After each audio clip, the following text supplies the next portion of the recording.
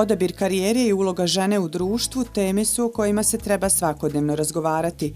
Mišljenja su srednjoškolke i studentice Srednje mješovite škole i Islamskog pedagoškog fakulteta u Bihaću. Stakleni strop koji žene, posebno mlade, ograničava u ličnom i profesionalnom razvoju, moramo razbiti stalnim radom na mijenjanju svijesti i ličnim primjerom.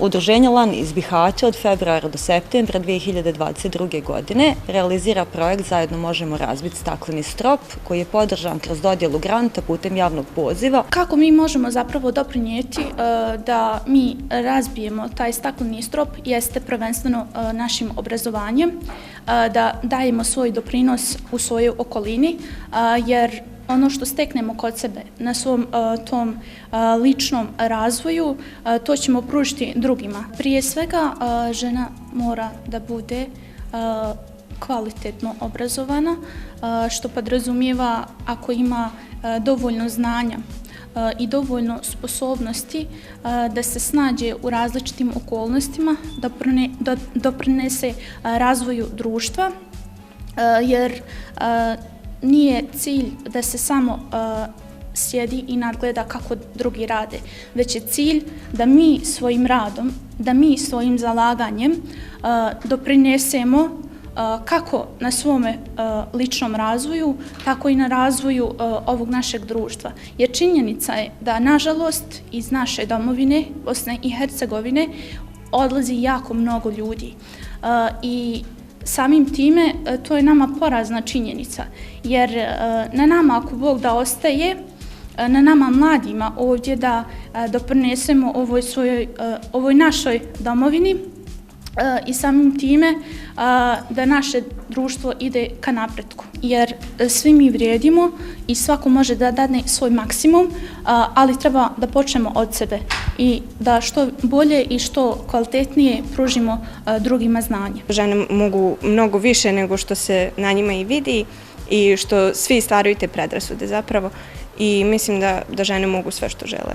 Mislim da ovdje imamo jako dosta toga da naučimo i susrećemo se sa nekim stvarima o kojima nismo možda prije pričali i o kojima trebamo svakodnevno da pričamo, jer opet naša budućnost je nešto o čemu trebamo jako dobro da razmišljamo i svakodnevno da razmišljamo.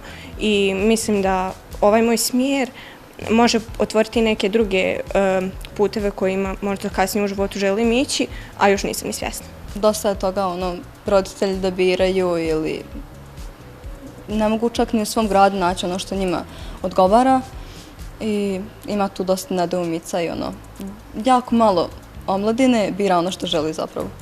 Ja želim i planiram ako Bog da upisati razliku predmeta i želim postati rehabilitator. Mene inače zanimaju djeca sa razvojnim poteškoćama i vidim se tu i želim postati rehabilitator. Bitno je mnogo da žena bude vođa, a i prepoznajem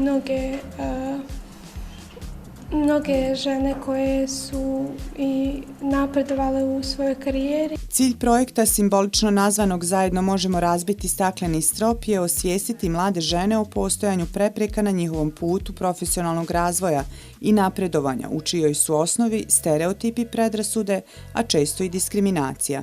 Ovo što smo do sada čuli jako je zanimljivo zato što imamo različite iskustva sa djecom. Od toga da su to u stvari neke porodične priče, do toga da su slučajno došli u to zanimanje, pa su onda kasnije se pronašli u tome.